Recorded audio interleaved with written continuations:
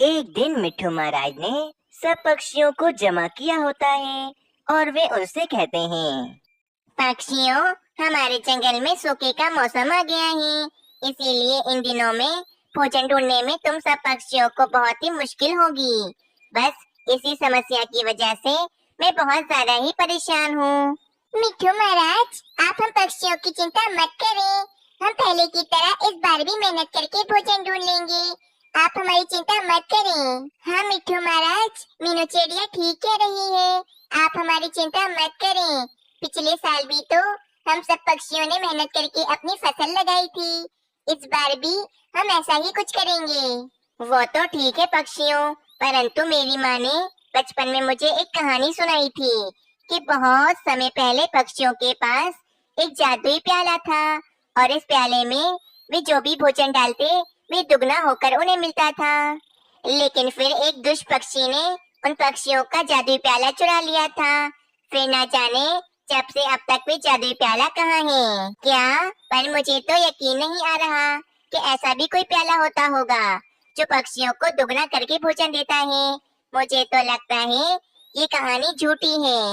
नहीं नहीं जग्गू भाई, ये कहानी एकदम सच है, क्योंकि मेरी माँ जी ने भी बचपन में मुझे ये कहानी सुनाई थी।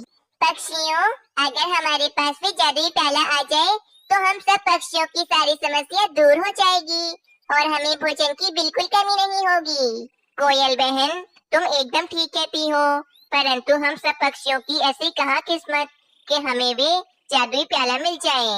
अरे पक्षियों, ये हम सब क्या बातें करने लगे। हम सबको कितने सारे काम करने हैं। चलो भाई चलो, सब अपने अपने घर चलते हैं।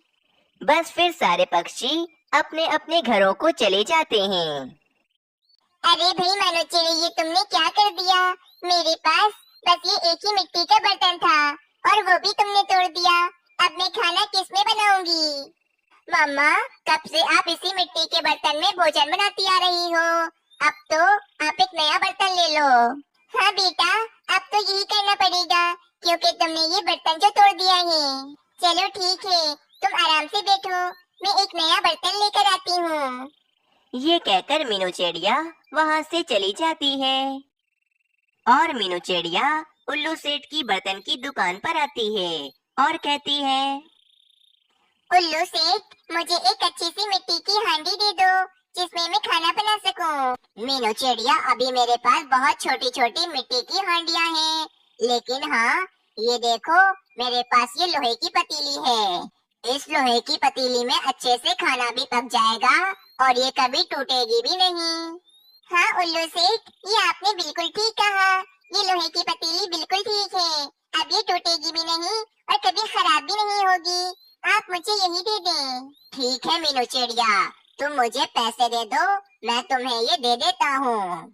फिर मीनू चिड़िया वे पतीली खरीद कर अपने घर की तरफ चली जाती है।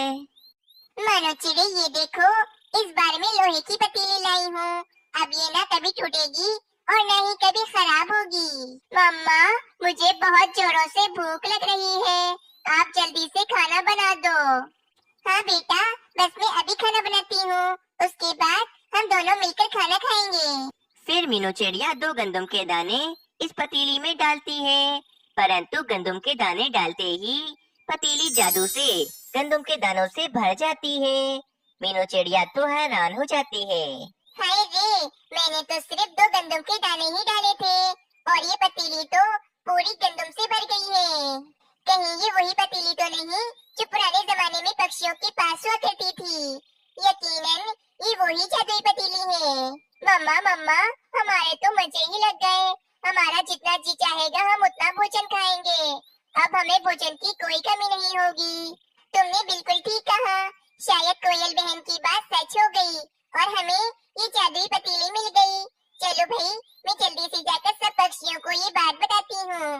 देखना, सब पक्षी बहुत ज्यादा ही खुश हो जाएंगे। ये कहकर मीनू चिड़िया पक्षियों के पास चली जाती है। कुछ ही देर के बाद मीनू चिड़िया सब पक्षियों को जमा कर लेती है।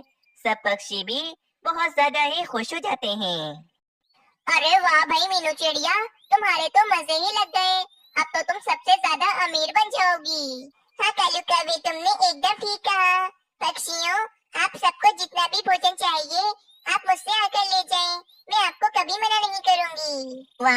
मीनू चिड़िया, मुझे तुमसे यही उम्मीद थी। तुम बहुत अच्छी हो। देखा मीनू चिड़िया, मेरी बात आखिर सच्ची हो गई और हम पक्षियों को ये जादुई पतीली मिल गई। फिर क्या था, सूखे के मौसम में सभी पक्षी जादुई पतीली के कारण मेहनत करके दाना ढूंढने से बच गए थे। अब सब पक्षी बहुत ज्यादा ही खुश थे। कालू जी, भले ही मीनू चिड़िया अपनी जादुई पतीली में से सब पक्षियों को ज्यादा भोजन दे रही है, परंतु इन सब में मीनू चिड़िया की इज्जत कितनी ज्यादा बढ़ गई है। काश कि वे जादुई पतीली उल्लू सेठ से मैंने खरीदी होती, तो सब पक्षियों के सामने मेरी इज्जत और भी ज्यादा बढ़ जाती। बस करो रानी, मीनू चिड़िया बहुत अच्छी है, इसीलिए सारे पक्षी उसकी बहुत इज्जत करते हैं। आइंदा मीनू चिड़िया या किसी भी पक्षी को बुरा मत कहना। ये सारी बातें पीछे बैठा उल्लू सेठ भी सुन लेता है और वे सोचता है, अरे ये मैंने क्या बेवकूफी कर दी। मैंने अपनी जादुई पतीली मीनू चिड़िया को इतने कम दामों में बेच दी। मेरा कितना बड़ा नुकसान हो गया है। लेकिन मैं भी एक पक्का व्यापारी हूँ, मैंने आज तक अपना 1 रुपए का नुकसान भी नहीं होने दिया, तो इतना बड़ा नुकसान मैं कैसे होने दूं अपना। मुझे किसी भी तरह अपनी वे जादुई पतीली मीनू चिड़िया से वापस लेनी होगी। लेकिन कैसे? मीनू चिड़िया तो वे जादुई पतीली मुझे अब कभी वापस नहीं करेगी। क्यों ना मैं रात को मीनू चिड़िया के घर से वे जादुई पतीली चुरा लूं। किसी को क्या पता चलेगा, सब पक्षी तो यही समझेंगे कि जादुई पतीली कालू कौवे ने चुराई है। रात हो जाती है, मीनू चिड़िया और मानो चिड़ा आराम से अपने घर में सो जाते हैं। बस इसी बात का फायदा उठाकर वहाँ पर उल्लू सेठ भी आ जाते हैं और मीनू चिड़िया की जादुई पतीली चोरी कर कर वहाँ से भाग जाते हैं। अगली सुबह हो जाती है, मीनू चिड़िया काफी ज्यादा परेशान होती है और वे कहती है, ना जाने किस दुष्ट पक्षी ने कल रात को मेरी भी जादुई पतीली चोरी कर ली। अब हम पक्षी क्या करेंगे? हमारे पास सिर्फ एक ही भी जादुई पतीली थी, जिससे हमें रोजाना बैठे बैठाए भोजन मिलता था। ये बहुत ही गलत हुआ है मीनू चिड़िया तुम्हारे साथ। कहीं ये चोरी कालू कौवे तुमने तो नहीं की ना? क्योंकि हर बार चोरी तुम ही करती हो। नहीं नहीं पक्षियों, मेरा यकीन करो, मैंने चोरी नहीं की है। चोरी जैसी बुरी आदत तो मैंने कब की छोड़ दी है और मैं अब सब पक्षियों को अपना परिवार समझता हूँ। जग्गू भाई, कालू कौवा ठीक कह रहा है, इसमें कालू कौवे की कोई गलती नहीं है, इसीलिए बिला वजह उस पर इल्जाम मत लगाएं आप।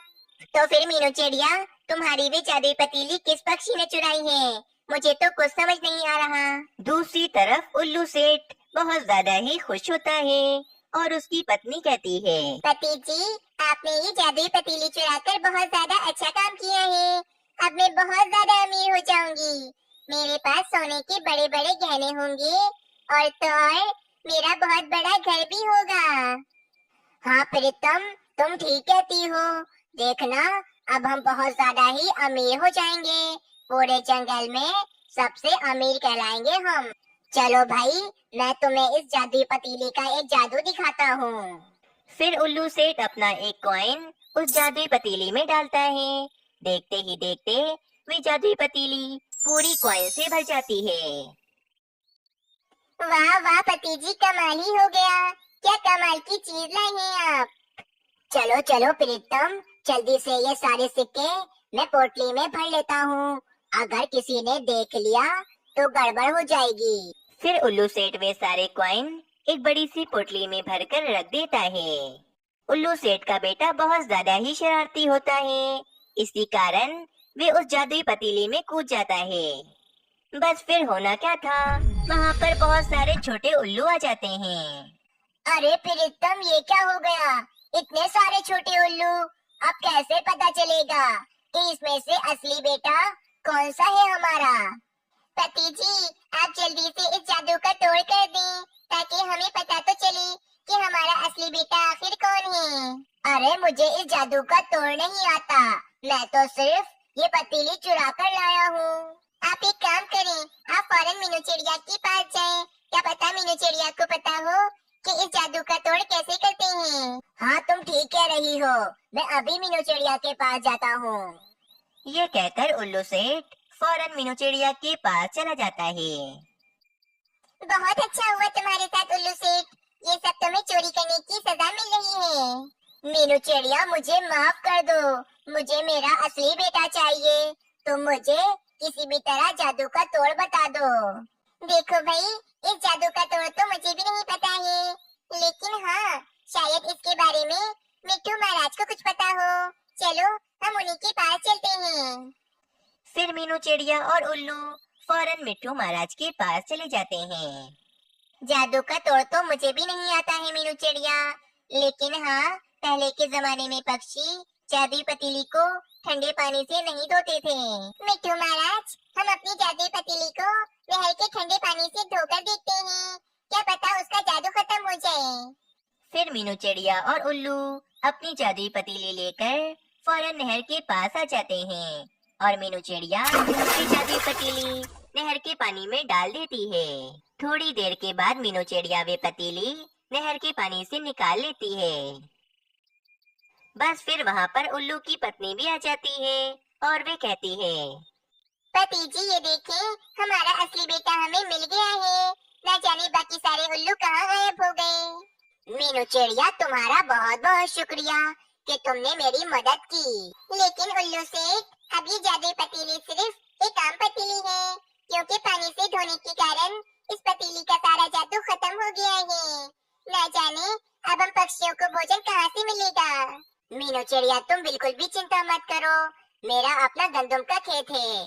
जिस पक्षी को जितना भोजन चाहिए वो मुझसे आकर ले जाए, मैं कभी मना नहीं करूँगा।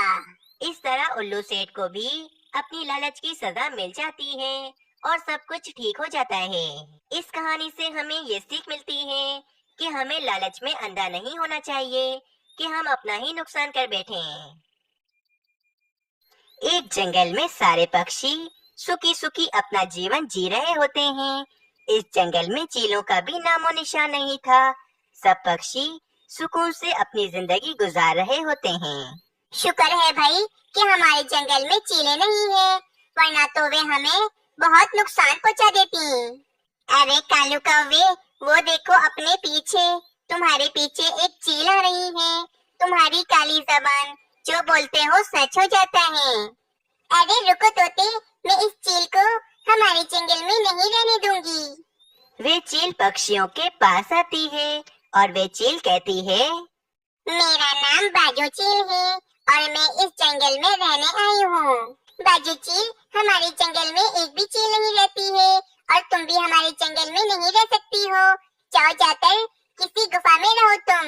नहीं चिड़िया, गुफा में तो भोजन नहीं मिलता और जंगल में तो बड़ी ही आराम से मुझे भोजन मिल जाता है। बाप रे, ये जालिम चील तो अपना पेट भरने के लिए हमारे बच्चों को अपना भोजन बनाएगी।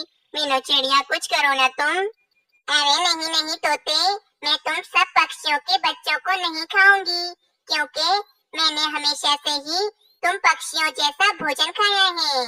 मैंने तो आज तक कभी भी किसी भी पक्षी का मांस नहीं खाया है और मुझे पक्षियों का मांस बिल्कुल भी पसंद नहीं है। नहीं नहीं पक्षियों, इस चील की बातों पर बिल्कुल भी यकीन मत करना। ये चीलें बहुत ज्यादा शातिर होती हैं। ये जरूर हमारे बच्चों को नुकसान पहुंचाएगी। अरे नहीं बुलबुल, मुझे तो ऐसा लग रहा है कि शायद ये चील हमसे बिल्कुल सच कह रही है। इसने कभी भी पक्षियों का मांस नहीं खाया होगा।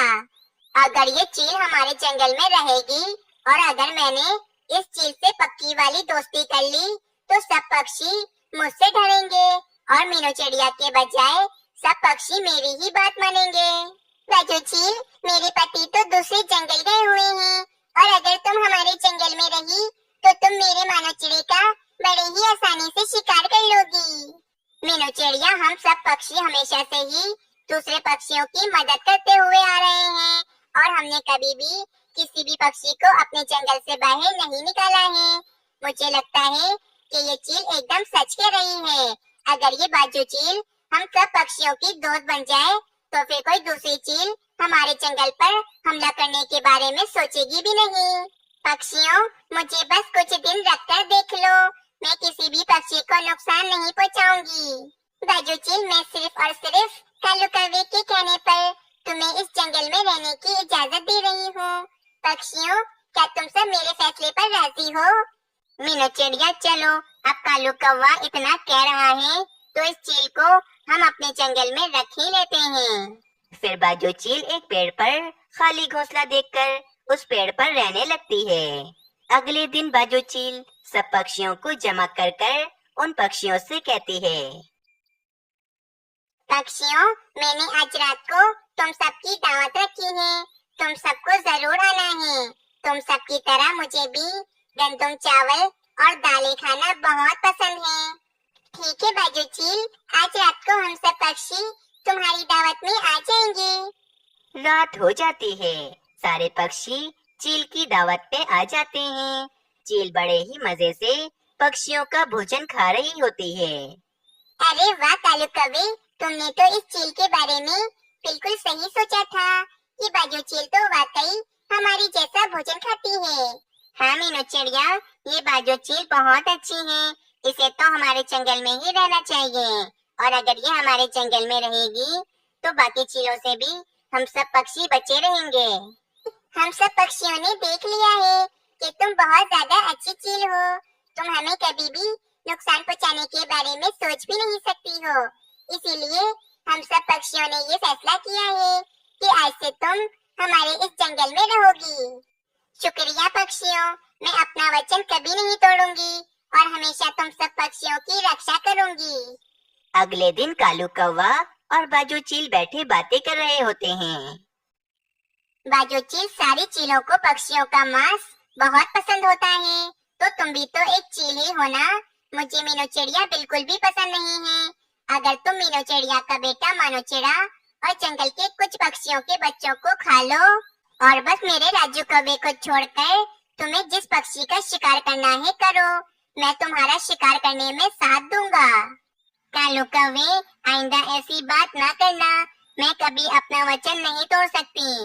वे सब पक्षी मुझे अपनी जान से भी ज्यादा प्यारे हैं। ये सब सुनकर कालू कौवा बहुत ज्यादा गुस्से में वहाँ से चला जाता है। फिर ऐसे ही एक महीना गुजर जाता है और सब कुछ अच्छा भला चल रहा होता है।